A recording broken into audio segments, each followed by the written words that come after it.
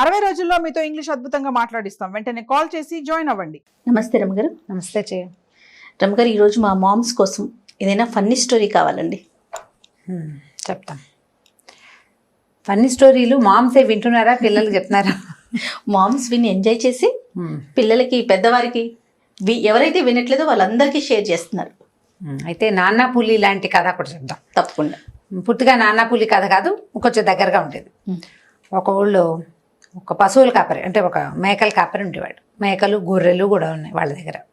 ఒక చలికాలం నాటి సాయంకాలం వాళ్ళు గొర్రెలు మామూలుగా ఏం చేస్తారంటే, చలికాలంలో గ్రేజింగ్కి గొర్రెల్ని తీసుకెళ్ళిపోతారు. ఈ మేకల్ని, గొర్రెల్ని మన అడవి వైపుకి తీసుకెళ్తారు, అక్కడే ఉంటారు.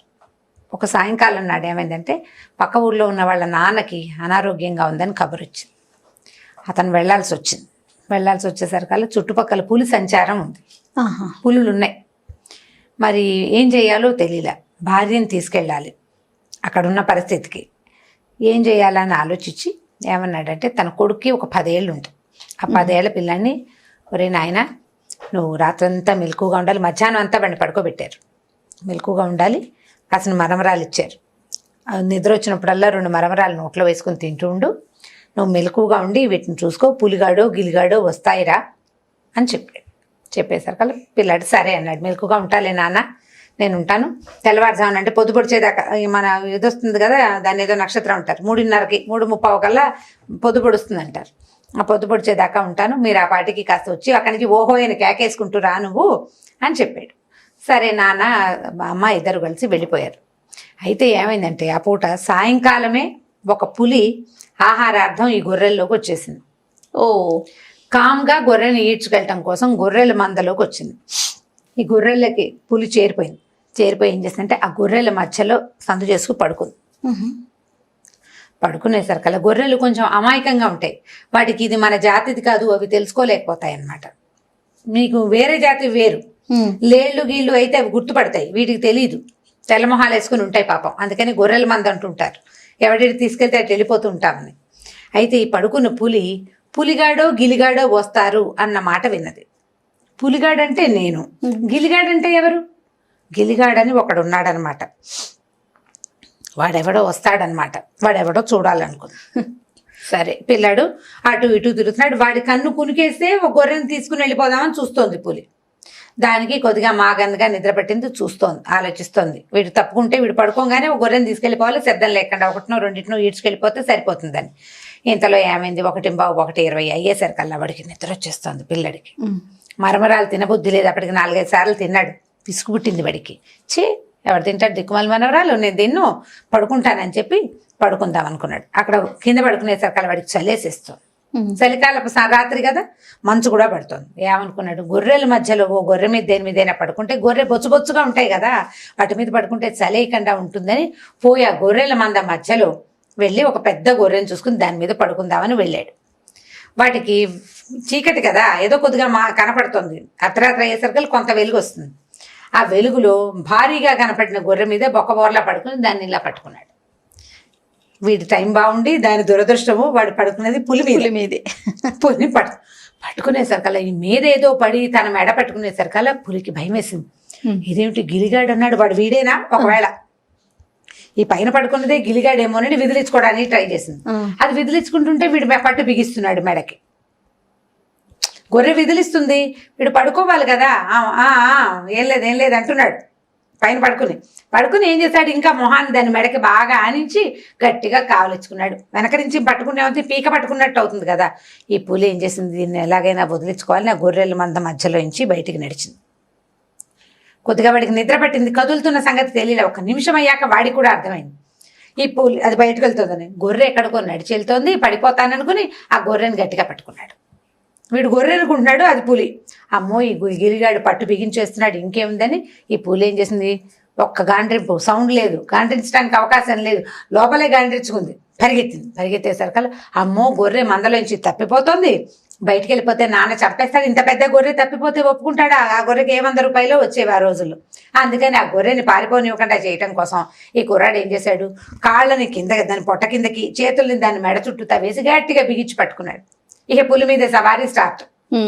ఆ పులి పరిగెడుతుంది, దాని మీద ఆ పిల్లాడేమో వదిలిపెట్టాడు. వాడేం పెద్ద భారీగా లేడు, 10 ఏళ్ళ పిల్లాడంటే ఎంత ఉంటాడు, పులి పొడుగ్గా ఉంటుంది. వాడు ఎలాగోలాగా దాన్ని పట్టుకుంటున్నాడు. అది ఎంత విదిలించుకున్నా కుదరలేదు. ఇక ముందుకు పరిగెడుతుంటే అప్పటికే 2 అయిపోయింది ఈ గొడవ మొదలయ్యేసరికి. ఇంకొక గంట ఆ పులి ఇటు తిరిగి చేసేసరికల్లా పొద్దు పడవటం మొదలుపెట్టింది. వాడికి కుర్రాడికి తను పడుకున్నది గొర్రె కాదని ఇది పూలని వాడికి అర్థమైంది. వెలుగు వచ్చేసరికి కొద్దిగా వెలుగు వస్తుంది. మనకి ఊళ్ళల్లో తెలీదు. ఈ అడవుల్లోనూ అక్కడ నెరాబాగా ఉంటుంది, అంటే ఖాళీగా ఉంటుంది కదా, అప్పుడు కొంచెం వెలుతురు తెలుస్తుంది. వాడికి కళ్ళు అలవాటు పడ్డాయి, పైనుంచి పొద్దు పొడుపు కనపడుతోంది. పులి అని తెలిసింది. అమ్మ బాబోయ్ ఇంకేమైనా ఉందా అని వీడు ఏం చేశాడు, ఆ పులి పరిగెడుతుండగానే మధ్యదారిలో దొరికిన ఒక మర్రి చెట్టు గూడని పట్టుకున్నాడు. పులి పరిగెత్తేసింది, వీడి చెట్టు కూడా పట్టేసుకున్నాడు. పట్టుకుని గబగబా చెట్టు ఎక్కి కూర్చున్నాడు. ఎక్కి కూర్చున్నాక ఏమనుకున్నాడు, ఏమైనా దగ్గరలో ఉన్నాయేమో చూసి ఎక్కడైనా దాక్కోవాలి, ఇది కనుక తిరిగి వచ్చిందో నేను చచ్చానే అని అటు ఇటు చూస్తే ఆ మర్రి చెట్టుకి కాస్త యువతలుగా ఒక చిన్న జేజి గుడి ఉంది. ఉంటాయి కదా అడవుల్లో చిట్టి పొట్టి అమ్మవార్ల గుళ్ళు. వీడేం చేశాడు, దిగేసి చెట్టు పోయి ఆ గుళ్ళో పోయి కూర్చున్నాడు. తలుపు గడి పెట్టేసుకుని కూర్చున్నాడు. ఈ పరిగెడుతున్న పులి ఒక నక్క అప్పుడే లేచి ఓళ్ళేయడానికి సిద్ధంగా ఉన్న ఒక నక్కని కుద్దేసరికల్ నక్కంది, ఏమిటి ఈ టైంలో పరిగెడుతున్నావు, ఏమైనా పట్టుకొచ్చావా, ఏదైనా తెచ్చావా అని అడిగింది. ఏమి తెచ్చటం ఏమిటి, గిలిగాడు నా వీపు మీద ఎక్కాడు, వాడిని వదిలించుకొచ్చేసరికి ఇంతసేపు పట్టింది, నా భయం వేసేస్తుంది అవని పులి వణికిపోతుంది. నక్కంది, గిలిగాడు అనేది ఎవరు ఉండరా, నీకు ఎవరు చెప్పారో, నువ్వు పులిగాడివి, నువ్వు పులివి, గిలంటూ ఏమీ లేదు, అలా ఉండదంటే. కాదు నా మీద ఎక్కాడు, వాడిని నేను వదిలించుకున్నాను ఫలానా మర్రి చెట్టు దగ్గర అనేసరికి వీడు అనుకున్నాడు, ఎక్కడ పట్టుకున్నారు, నేను ఎలా పట్టినా అంటే మెడ దగ్గర పట్టుకున్నాడు, పొట్ట కింద కాళ్ళు వచ్చినాయి అనగానే వాడు ఏమన్నాడంటే, వీడు నక్క చెప్పింది మనిషి అయి ఉంటాడు, వాడు గిలిగాడు కాదు, పద నేను చూస్తాను, నీ సంగతి నేను చెప్తానని ఇద్దరు కలిసి వెనక్కి వచ్చారు. మర్రి చెట్టు దగ్గర చూశారు, కనపడలా. పూలంది గుళ్ళోంచి వాసన వస్తుంది, ఇక్కడ ఉండుంటాడని. సరే నక్క పులి చెరుకో పక్కన నుంచుంటే ఈ నక్క ఏం చేసింది, వీడు మనిషే అందుకనే గుళ్ళోకి వెళ్ళి గడి పెట్టుకున్నాడని తన తోకని తలుపు సందులో నుంచి పోనిచ్చి గడి అవతలికి తీయటానికి, చెక్క గడియాలి కదా, ఇప్పుడు దాని కింద నుంచి మనం ఒక పుల్ల పోనిచ్చి ఇలా తీసామనుకో గడి వచ్చేస్తుంది. అందుకని ఏం చేసింది, తోకని అందులో పెట్టింది. పెట్టేసరికల్లా వీడు బెదిరేడు, వాడి నిద్ర పట్టడంలా భయపడి ఉన్నాడు కదా, మెలకుగానే కూర్చుని ఉన్నాడు పిల్లాడు. లోపలికి ఒక కుచ్చుగా ఉన్నది ఏదో వస్తుండేసరికల్లా వాడికి భయం వేసే తోకను పట్టుకున్నాడు. పట్టుకునే సరికల్ నక్కకి అర్థమైంది ఎవరో పట్టుకున్నారని. అది లాక్కోవటం మొదలు పెట్టింది. అది లాగుతుంది, వీడు లాగుతాడు, వీడు వదలటం లేదు. వదిలేస్తే అది ఏం చేస్తుందో అని వీడికి భయం. ఇక లాగో పీకో ఎంతసేపటికో ఏమైంది, ఈ నక్క లాగుడికి వీడి చేతిలోకి బొచ్చుడు వచ్చింది. నక్క కాస్త డామని ఎగిరి అవతల పడింది. అలాగే అవుతుంది కదా, టగ్ ఆఫ్ వార్ చేసేసరికి అక్కడ పడిపోయిన నక్క, ఊరు నాయన గిలిగాడు అన్నావు, గిలిగాడు కాదురా వీడు తోక పీకుడు గాడు, లోపల ఉన్నది నా తోక పొద్దంతా ఊడిపోయింది, నాకు పెడుతుంది, నీకు నేను సహాయం చేయలేను, నువ్వు పారిపో నేను పారిపోతానని చెరో పక్కన పులి నక్క చెరుకో పక్కకి పారిపోయాడు.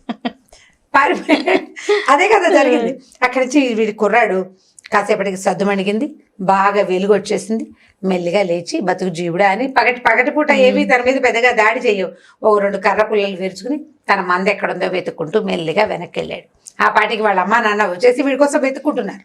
ఏమిట్రా ఏం చేసావంటే, ఏమో నాన్న పులి వచ్చింది దాని మీద కూర్చున్నాడు. దాని మీద ఎలా కూర్చున్నామంటే ఎలా కూర్చున్నాడో వీడు, పులి మీద వాడు ఎలా ఎక్కాడో కూడా వాడికి లేదనమాట. నేను గొర్రె మీద పడుకున్నాను, అది పులి మీదకి ఎలా వెళ్ళానో నాకు అర్థం కావటం లేదు, అదేమో నన్ను తీసుకెళ్ళిపోయింది ఫలానా చోటికి, ఒక కుచ్చు తోక వచ్చిందంటే నక్క ఉంటుందని వీళ్ళు ఊహించారనమాట. ఆ తర్వాత నుంచి పిల్లని వదిలిపెట్టలేదు. కానీ వాడు ధైర్యశాలి కాబట్టి ఈ కథ అంతా నడిచింది.